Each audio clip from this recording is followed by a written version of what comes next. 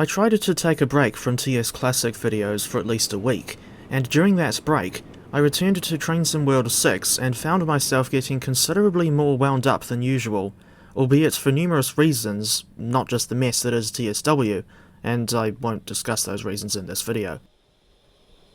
Anyway, I thought I should return to something that's nowhere near as frustrating. This time, that something is not a dreary song by the Beatles, but rather an engine from the Caledonia Works arsenal. Throughout its existence, the Great Western Railway took over a sizable number of smaller companies, such as the Cardiff Railway and Midland and South Western Junction Railway, the latter being the original operator of today's featured locomotive.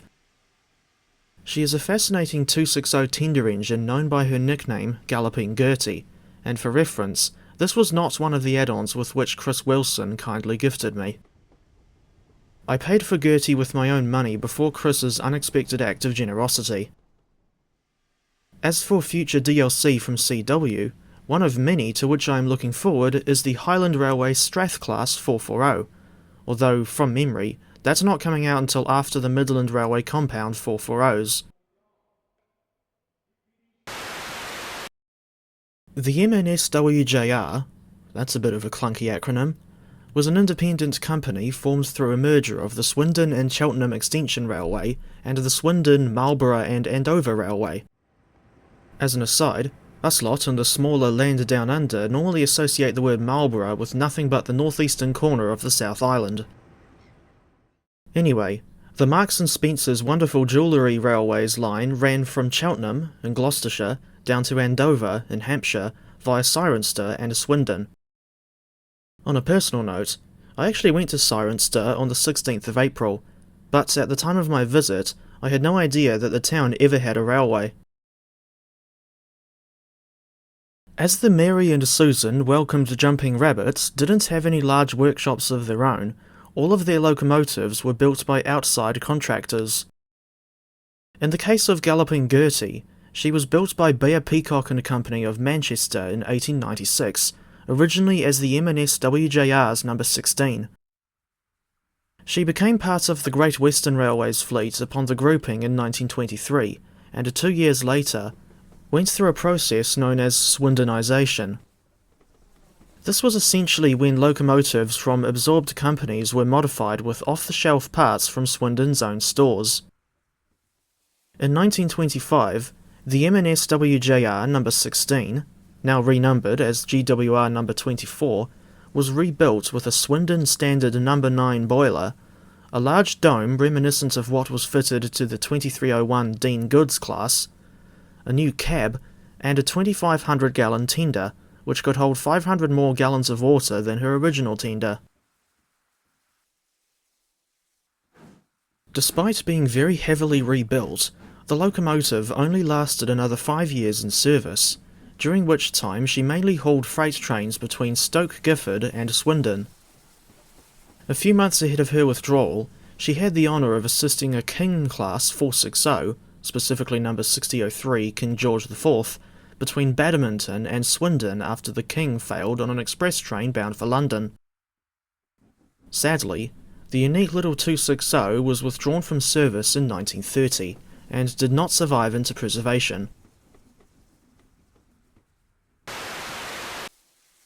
Caledonia Works released Galloping Gertie as a TS Classic add-on on the 20th of October 2025, and she's available to purchase from their website for £10, or $24.56 NZD, at full price. That's considerably cheaper than normal for CW products, and I suspect it's due to the pack including a much smaller amount of content than usual. This pack doesn't include Gertie in her original Michael and Simon withdrew Jeremy's rations condition, only her post-1925 Swindonised condition, so that means there's only one livery included in the pack, but it is supplied in both clean and weathered estates. Looking around the model, I thought that number 24 had some very unusual proportions, at least by Great Western standards, with her basic outline reminding me of American or Australian locomotives more than anything from the Great Western. A few things that stick out to me are the cylinders being very low to the track, the difference in running board height between the locomotive and a tender, and the tender body being considerably narrower than the cab, to the point where it reminds me of the Great Eastern Railway Y14 class.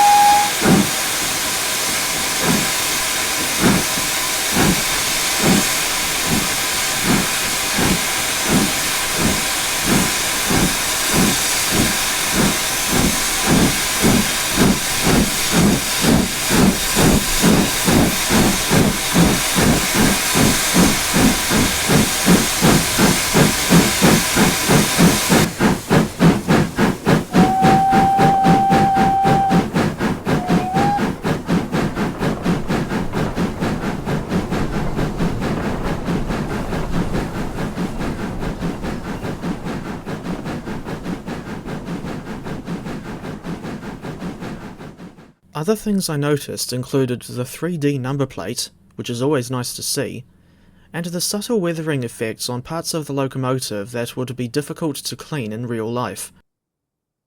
Ordinarily, CW's locomotives include some customizable details, but that's not the case with Galloping Gertie, unless you count the customizable lamp arrangement. This locomotive makes use of SimNation's Locomotion 2.0 scripting, so she has a sizable amount of advanced features. The list includes, but is not limited to, numerous cab camera views, although I probably shouldn't have demonstrated them whilst parked at a platform,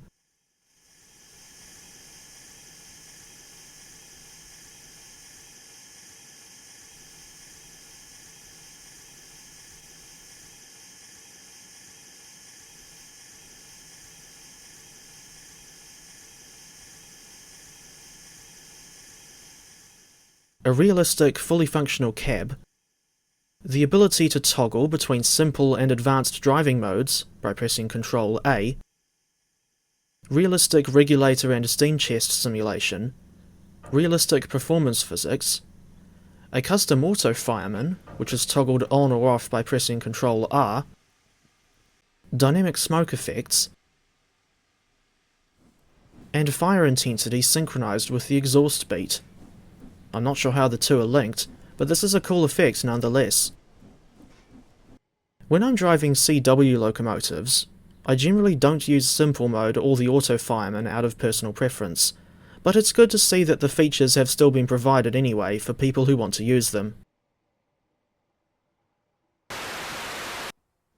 When I tried driving GWR No. 24 for the first time, I found that she was happy to just plod along with a freight train at around 25 miles per hour.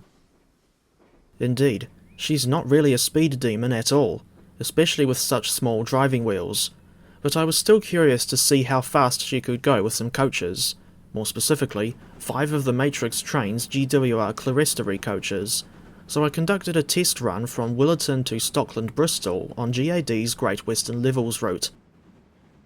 On this run, Galloping Gertie got up to an absolute top speed of only 37.6 miles per hour, with that speed being reached around 0.9 miles west of Quantock Sands.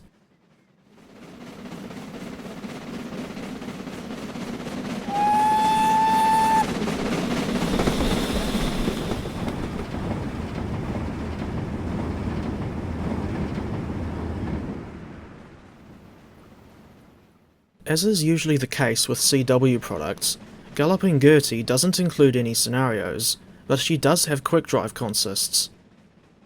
Besides the locomotive herself, there are only 2 requirements for the consists, namely CW's GWR Wagon Pack 1 and a Tanker Wagon Pack 1. Before moving on to the conclusion, I should mention the ideal fire mass and water level for the 260.